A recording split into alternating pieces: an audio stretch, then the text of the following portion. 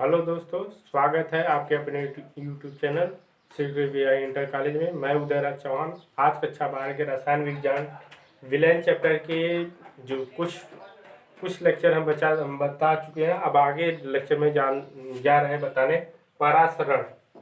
परासरण क्या होता है? परासरण चलिए देखते हैं। परासरण विलायक के अणु का अर्धपारगम झिल्ली में से होकर शुद्ध विलायक से विलयन की ओर या तनु विलयन से सांद्र विलयन की ओर स्वतः प्रवाह को परासरण कहते हैं।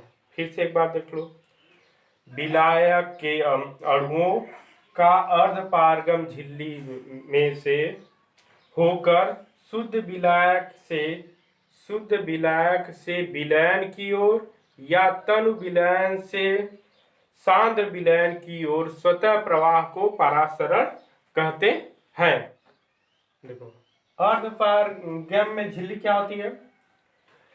वे झिल्लियां जो केवल विलायक के अणु अपने में से होकर आर पार आने जाने देती है, उसे अर्धपारगम झिल्ली कहते हैं। एक बार फिर देखो। वे झिल्लियां जो केवल विलायक के अणुओं को आने जाने देती है या आर पार आने जाने देती है, उसे परंतु विलेय के अणु को नहीं, उसे अर्धपारगम झिल्ली कहते हैं। जैसे हमें अंडे की झिल्ली हो गई। अंडे की झिल्ली ये क्या है? ये कृत्रिम प्राकृतिक झिल्ली है। अंडे की झिल्ली और कृत्रिम है कॉपर फेरोसाइनाइड एक कृत्रिम झिल्ली बनाई गई है जो अर्धपारगम झिल्ली मानी जाती है।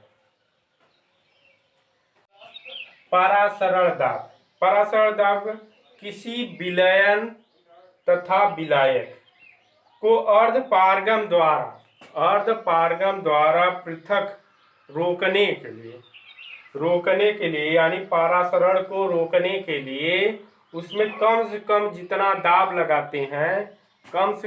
दाब लगाएंगे और वह क्रिया क्या हो जाए, विलायक के अणु को पृथक करना रोक दे, उसी को परासरण कहते हैं। एक बार फिर देखो। किसी विलयन तथा विलायक के अर्धपारगम द्वारा पृथक करके उससे परासरण को रोकने के लिए विलयन पर लगाया गया कम से कम दाब, वही क्या कहलाता है? परासरण दाब कहलाता है। चलो, परासरण के दाब के नियम देखो। कई नियम। यह नियम 1887 में सन 1887 में जे एच वांट हाफ ने दिए थे। जे एच वांट हाफ ने यह नियम वो परासरण दाब के तनु विलयनों पे दिए। इसमें पहला है बायल का नियम। बायल वांट हाफ का नियम।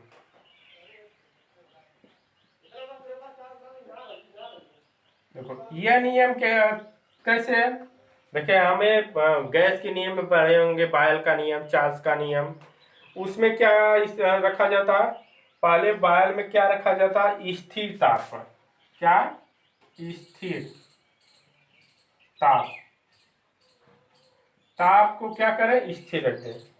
स्थिर ताप पर किसी विलयन का परासरण दाब उसकी सांद्रता के समानुपाती होता है। P प्रोपोर्शनल C हो जाएगा। सांद्रता को हम किससे दिखाते हैं? C से। अगर प्रोपोर्शनल का चिन्ह हटाएंगे तो P बराबर क्या हो जाएगा? KC हो जाएगा। जहां K क्या है? स्थिरांक है। जहां K स्थिरांक है। C क्या है? C सांद्रता है, तो C बराबर क्या हो जाएगा? 1/V हो जाएगा। क्या हो जाएगा? 1/V हो जाएगा। इसमें रख दे तो P बराबर हो जाएगा K/V। तो PV बराबर K, तो क्या हो जाएगा? स्थिरांक।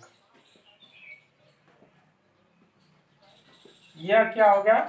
बॉयल का वान हाफ नियम हो गया। अब हमें बॉयल वान हाफ नियम हो गया। अब चार्ल्स वान हाफ नियम में देखें।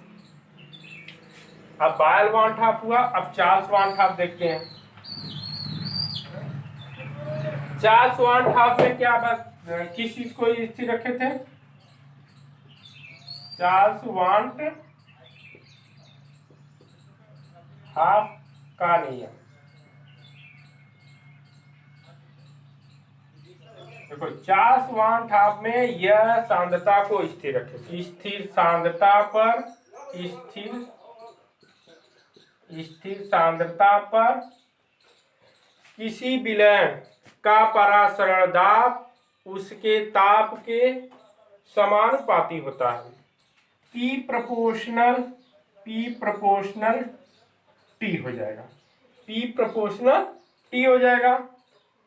तो P बराबर K डैश मान लेते हैं उसमें, इसलिए उसमें क्या माने थे? K माने थे, तो K मान लो। क्या हो जाएगा? P बराबर क्या हो जाएगा? P बराबर KT। तो P/T बराबर K।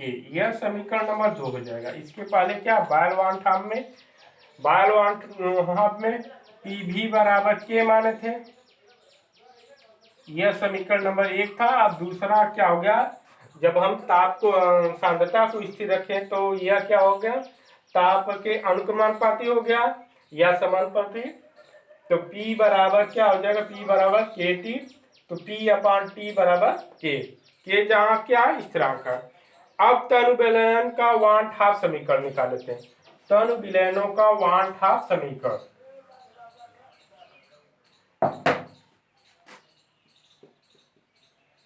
तनु विलयनों का वान हाफ समीकरण।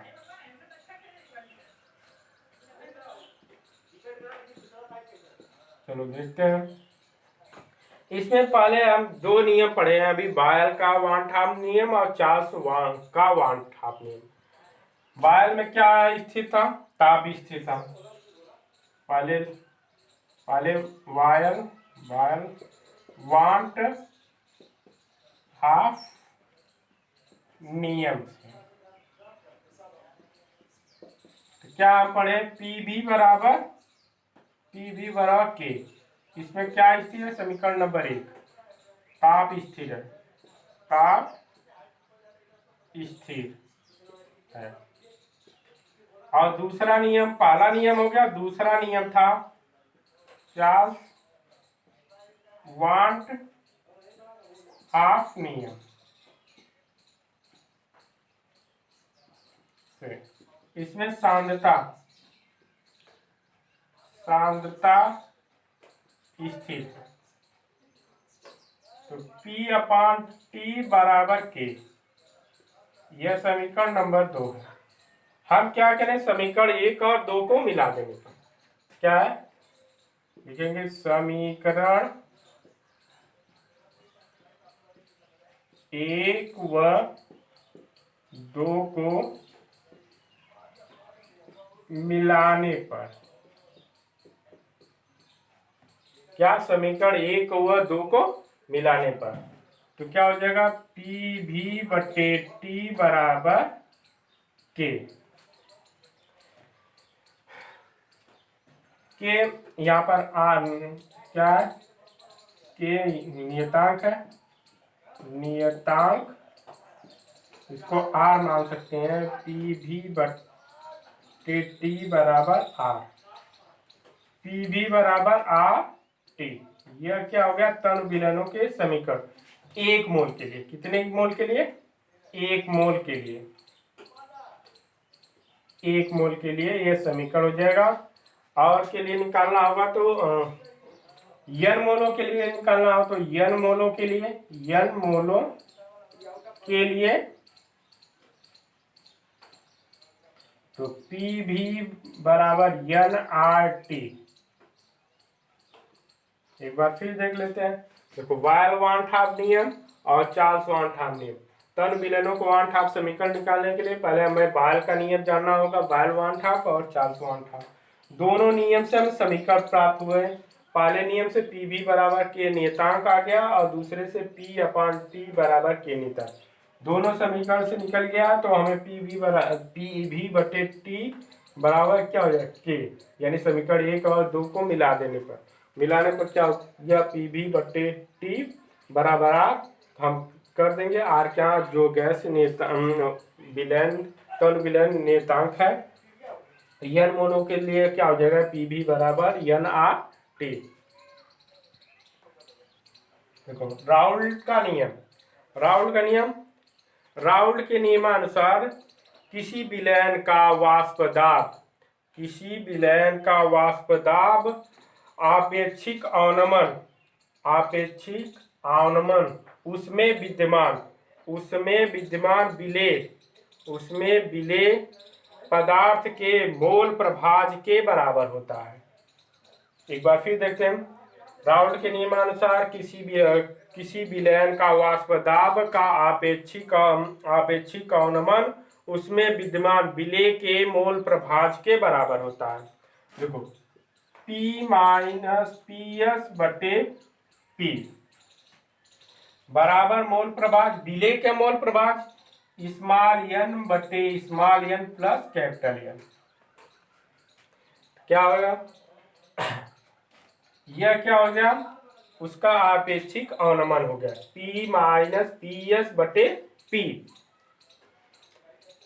अब हमें क्या, अगर तनु विलयन अति यानी बहुत ज्यादा तनु विलयन है तो n प्लस कैपिटल N बराबर क्या हो जाएगा कैपिटल N के बराबर लगभग हो जाएगा।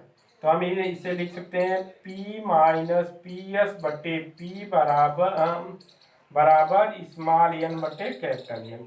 यह हमारा क्या हो गया राउल्ट का नियम हो गया। अब राउल्ट के नियम की सीमाएं देखो, राउल्ट क्या होता है, राउल्ट का नियम केवल तनु विलयनों पर लागू होता है। और नंबर 2 विचलन को प्रदर्शित करता है। नंबर 3 यह अवाष्पशील पदार्थों के तनु विलयनों पर लागू होता है। चौथा क्या, यह जो पदार्थ विलयन के क्या हो विलयन समगुणित हो उस पर लागू होते हैं। अब चलो आगे नेक्स्ट हेडिंग पर चलते हैं। क्वथनांक का उन्नयन। क्वथनांक का उन्नयन क्या होता है, किसी अवाष्पशील पदार्थ को किसी विलायक में घोलने पर विलायक का क्वथनांक में वृद्धि होती है, उसे क्वथनांक का उन्नयन कहते हैं। समझ लो सिंपल भाषा में, कोई विलयन है उसमें कोई पदार्थ घोल दे रहे हैं तो उसका तापमान क्या हो जाए, जो क्वथनांक होता है बॉइलिंग पॉइंट होती है उसमें वृद्धि हो जाती है, उसी को क्या कहते हैं क्वथनांक का उन्नयन कहते हैं।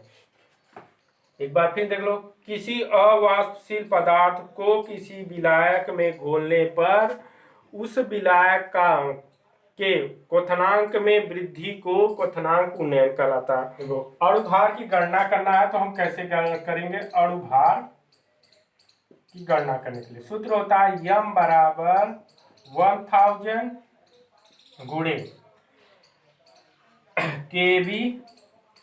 केवी गुणे स्मॉल w बटे delta TV into capital W।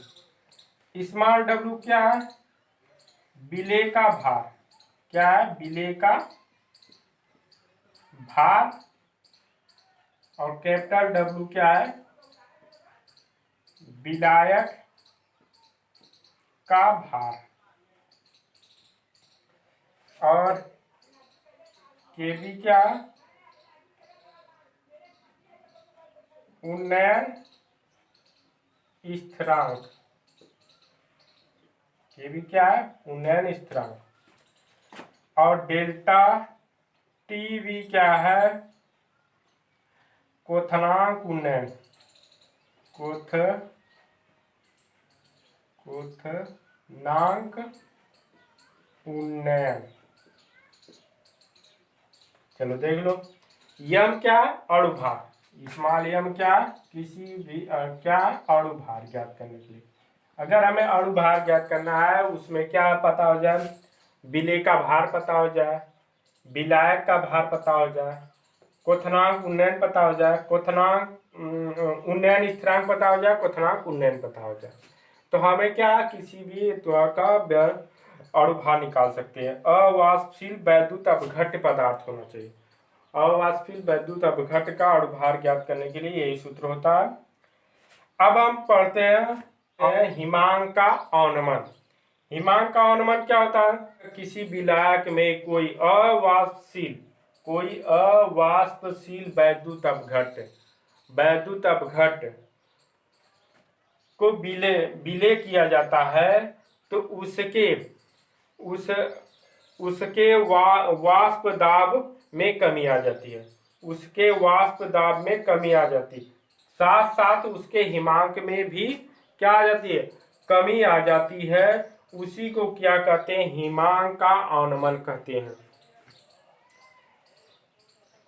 यदि किसी अवाष्पशील पदार्थ किसी विलायक में अवाष्पशील पदार्थ मिला देने पर उसके वैद्युत अपघट्य में विलेय किया जाता है, तो उसके अवनमन में, उसके हिमांक में के ताप में कमी आ जाती है, हिमांक में क्या आ जाती है, कमी आ जाती है। और इस कमी आ जाती है, इसी को क्या कहते हैं, हिमांक का अवनमन कहते हैं। अगर हमें जैसे उसमें विलायक क्या क्वथनांक के उन्नयन के लिए अणुभार के लिए हम सूत्र निकाले थे, ऐसे हिमांक के अवनमन के लिए अणुभार निकालना है। अणुभार के लिए सूत्र होता है स्मॉल एम बराबर 1000 गुणे के एफ स्मॉल डब्लू बटे डेल्टा टी एफ और कैपिटल डब्लू। स्मॉल डब्लू क्या है, विलेय का भार है, विलेय का भार। कैपिटल डब्लू क्या है, विलायक का भार।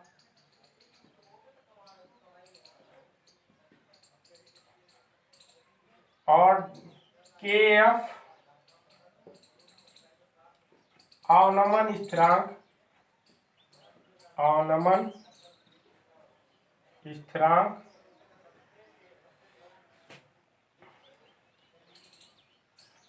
और डेल्टा टी एफ क्या है, हिमांक क्वथनांक, हिमांक क्वथनांक। हमें अगर अणुभार ज्ञात करना, हिमांक अवनमन है, यानी है तो उसी पदार्थ का निकालने के लिए तो क्या करेंगे, विलेय का भार पता होना चाहिए, विलेय का अणुभार पता होना चाहिए, अवनमन स्थिरांक पता होना चाहिए और हिमांक का क्वथनांक, इसमें फार्मूले पे रख देंगे और उससे ज्ञात कर लेंगे। अब इस पर हम एक एक न्यूमेरिकल देख लेते हैं। एक कार्बनिक पदार्थ के जलीय विलयन, 6 ग्राम पदार्थ को 100 ग्राम जल में घुलाए, क्वथनांक दिया है 100.51 का, क्वथनांक 100.51 है। पदार्थ का अणुभार ज्ञात कीजिए। जल का उन्नयन स्थिरांक दे दिया है, जल का हमें पहले क्या है, विलेय का भार दिया है, विलेय के यानी स्मॉल डब्ल्यू कितना दिया है, 6 ग्राम, कितना दिया गया है, 6 ग्राम। और कैपिटल डब्ल्यू का मान कितना दिया गया है, 100 ग्राम। अब हमें क्या चाहिए, डेल्टा टी बी चाहिए। इसमें क्या है, T2 माइनस T1, T2 का मान दिया गया है 100.51 सेंटीग्रेड और T1 का मान होता है 100। जल का क्वथनांक कितना होता है 100 सेंटीग्रेड। इसमें रख देंगे तो क्या हो जाएगा 100 माइनस 100 100.51 माइनस 100 यानी 100.51 माइनस 100 घटा देंगे तो कितना आ जाएगा 0.51 सेंटीग्रेड हो जाएगा। हमारा डेल्टा टी भी पता होगा। के बी जल का उन्नयन स्थिरांक के बी का मान दिया है, के बी का मान दिया है 0.51। अब हमें अणुभार निकालने के लिए सूत्र क्या होता है, यम बराबर होता है 1000 गुणे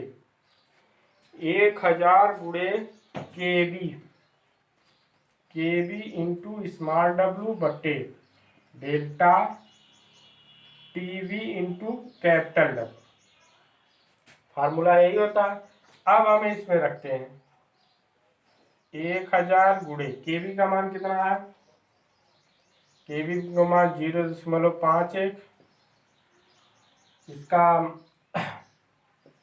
6 बटे इसका आया 0.51 और गुणे कैपिटल डब्ल्यू का मान 100।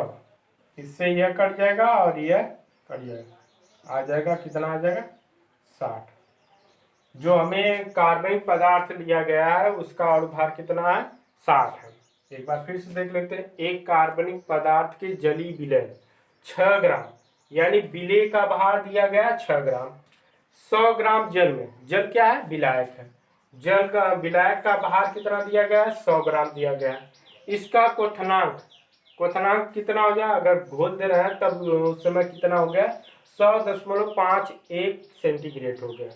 पदार्थ का अणुभार ज्ञात कीजिए। इसमें जल का उन्नयन स्थिरांक दिया गया है 0.5 सेंटीग्रेड मोलर सेंटीग्रेड प्रति मोलर।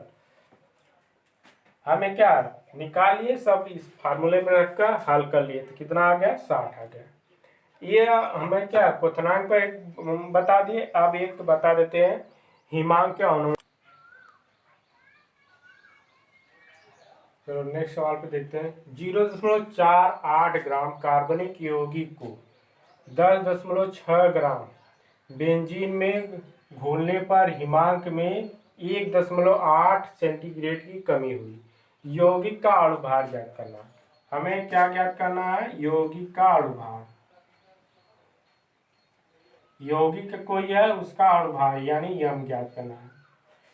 कार्बनिक पदार्थ है स्मॉल डब्ल्यू का मान दिया गया है कितना 0.48 ग्राम। और विलायक बेंजीन क्या है इसमें विलायक है, उसका भार दिया गया 10.6 ग्राम।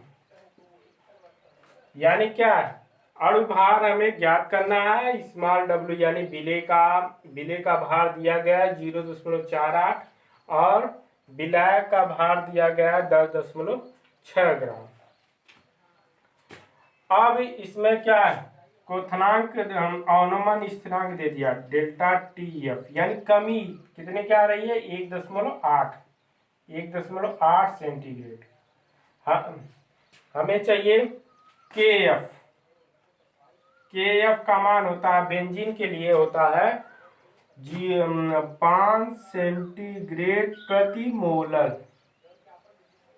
क्या होता है के एफ का मान कितना होता है 5 सेंटीग्रेड प्रति मोलर होता है। हमें अणुभार ज्ञात करने के लिए यम बराबर क्या होता है 1000 गुणे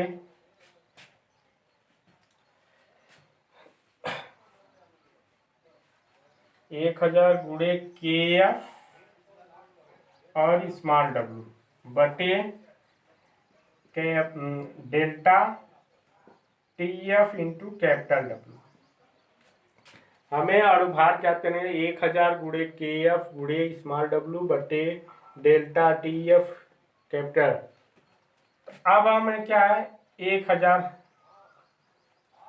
गुणे के एफ का मान कितना 5 0.48 बटे 10.6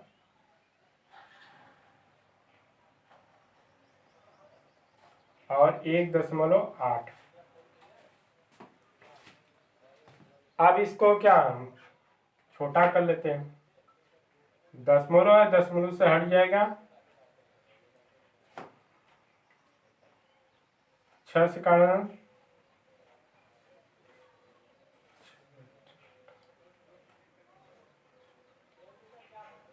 6 48, 2 से काटेंगे 4, 53। अब गुणा करके